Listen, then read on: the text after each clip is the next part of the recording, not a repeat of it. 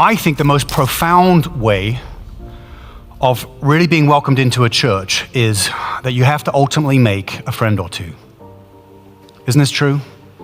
Ultimately, you have to make a friend or two. And the process of doing this can be fraught with disappointments, wrong expectations, all kind of mishaps along the way. And relationships are complicated, aren't they? Human beings, we're so complicated sometimes. But we've got to make a friend or two.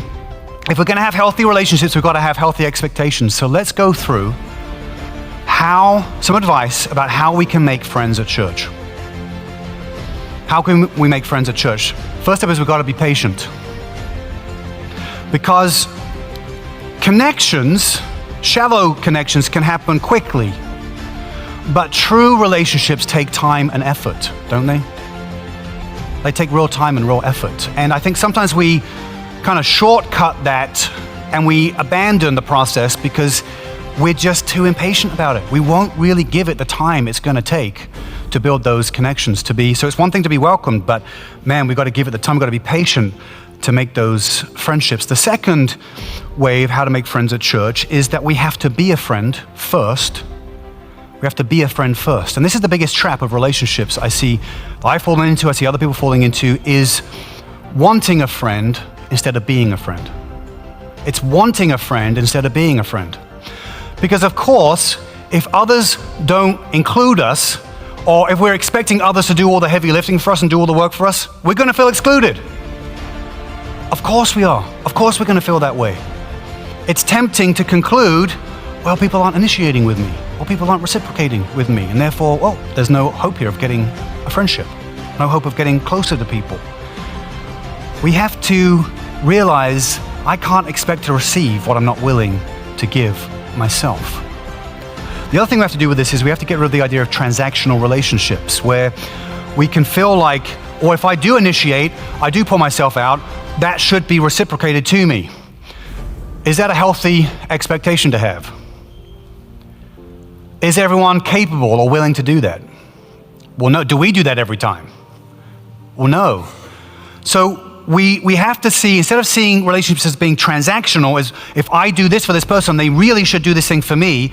That's a false way to view relationships. Instead, we have to have grace-filled relationships where we say, I'm here to unconditionally bless people. And as I extend that and bless as many people as I can, some of those connections will go deeper. Some of those people will reciprocate that. Some of those people, God will do something special. And it's honestly, those friendships and those connections, they're kind of mysterious, right?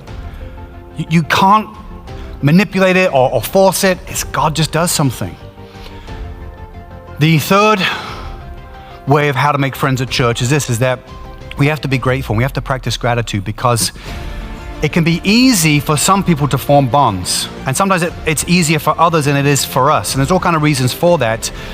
But we can get resentful if we're really trying to make those friendships, we're really trying to make those connections, and we see other people, it's like, I've been here longer doing this, and now this new person shows up, and boom, they got a big, deep connection with somebody. What the heck? What's going on?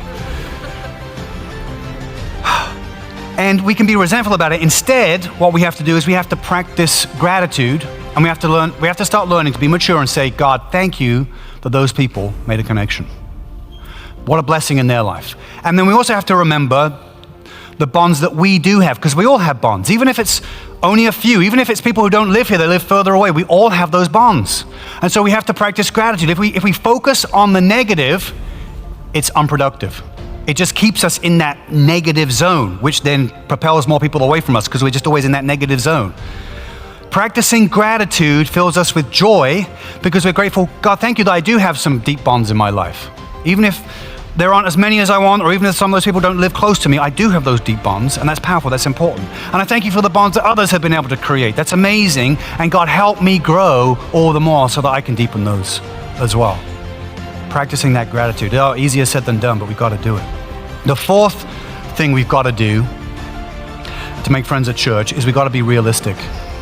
We have to be realistic about it because sometimes we want special attention from certain people, don't we? There's certain people we think, that's the popular person. Man, if I can get close to them. Or even just spiritual leaders. Oh, I gotta have a special connection with spiritual leaders.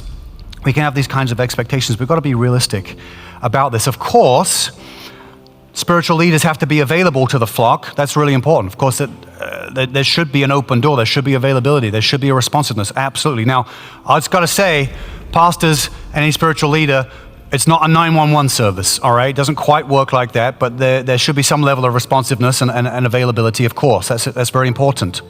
But that doesn't mean that we're going to be able to go deep with every person we want to be connected to or every spiritual leader that we see. It doesn't mean that. We've got to adjust our expectations. We've got to understand that and trust that God will give us the connections that we need,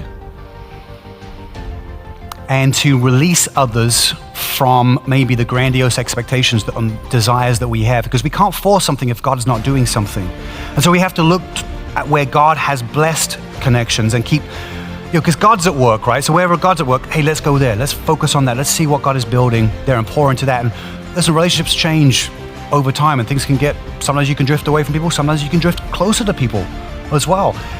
You have to give it grace and patience and time and healthy expectations. And number 5, final thing we have to do to build friends and make friends at church is we've got to be proactive about it. We have to be proactive about it. So without taking action ourselves, it's really not going to happen. You know, we have to start making those connections. We have to be consistent at doing it. We have to say hi to people. We can say, hey, if we make connections with people in a group of people talking, hey, want to go out and grab lunch after church, or those kind of things can be easy things to do sometimes, or joining a small group, that's a great way to do it. Joining a serving team, that's a great way to do it. Everyone I see that does well at getting connected in a church takes these steps. People that feel isolated and feel distant from people aren't taking these steps. Doing growth track, that's a great way to get connected, to learn more, to feel a part of it, to understand the vision and values of our church. Without intentionally taking these steps, it's just not going to happen. Typically, for people to feel like they can make a commitment to us, we have to show some level of commitment to those people for it to be reciprocated. God wants us to belong. He wants us to be welcomed in. It's important for us to take these steps to build friendships at church. When you like and subscribe, this video reaches more people.